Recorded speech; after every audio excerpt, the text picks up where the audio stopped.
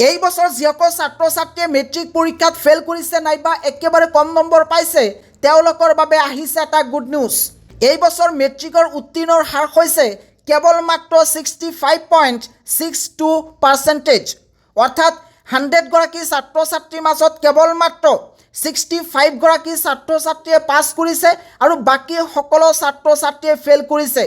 ইয়াৰ উপৰিও বহুতো ছাত্ৰ ছাত্ৰীয়ে এই মেট্ৰিক পৰীক্ষাত একেবাৰে কম নম্বৰ লৈ উত্তীৰ্ণ হৈছে। মেট্ৰিক পৰীক্ষাত একেবাৰে কম নম্বৰ পোৱা নাইবা ফেল কৰা ছাত্ৰ ছাত্ৰীৰ শৈক্ষিক জীৱনটো যে একেবাৰে শেষ তেনেকুৱা নহয়। এইসকল ছাত্ৰ ছাত্ৰীয়েও নিজৰ ষ্টাডি কণ্টিনিউ কৰিব পাৰিব। ইয়াৰ বাবে একমাত্ৰ দাক্ষিণী একাডেমীয়ে লৈ আহিছে এটা গুড নিউজ।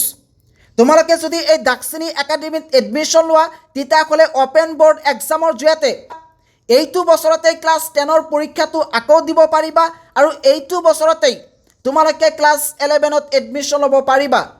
এই দাক্ষিণী একাডেমীত এডমিশ্যন লোৱাৰ পিছত আৰু ক্লাছ 10 উত্তীৰ্ণ হোৱাৰ পিছত তোমালোকে যি চাৰ্টিফিকেট মাৰ্কশ্বিট পাবা সেয়া সম্পূৰ্ণৰূপে ভেলিড হ'ব। সেই চাৰ্টিফিকেটৰ জৰিয়তে তোমালোকে ক্লাছ 11ত এডমিশ্যন ল'ব পাৰিবা, লগতে বিভিন্ন ধৰণৰ চাকৰিত এপ্লাই কৰিব পাৰিবা। এই অপেন বৰ্ড কি, অপেন বৰ্ডৰ সুবিধাসমূহ কি, অপেন বৰ্ডত কেনেকুৱা ধৰণে পৰীক্ষা হয়, এই বিষয়ে অলৰেডি এটা ভিডিঅ'ত আলোচনা কৰিছোঁ। লিংক এইটো ভিডিঅ'ৰ ডিছক্ৰিপশ্যনত দিয়া আছে।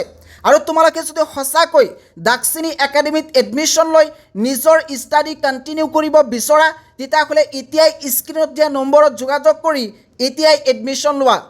আৰু এই বিষয়ে যদি অধিক জানিব বিচৰা তেতিয়াহ'লে স্ক্ৰীণত দিয়া নম্বৰত যোগাযোগ কৰি তোমালোকে অধিক জানিব পাৰিবা। গতিকে পলম কিয়, এতিয়াই স্ক্ৰীণত দিয়া নম্বৰত যোগাযোগ কৰা।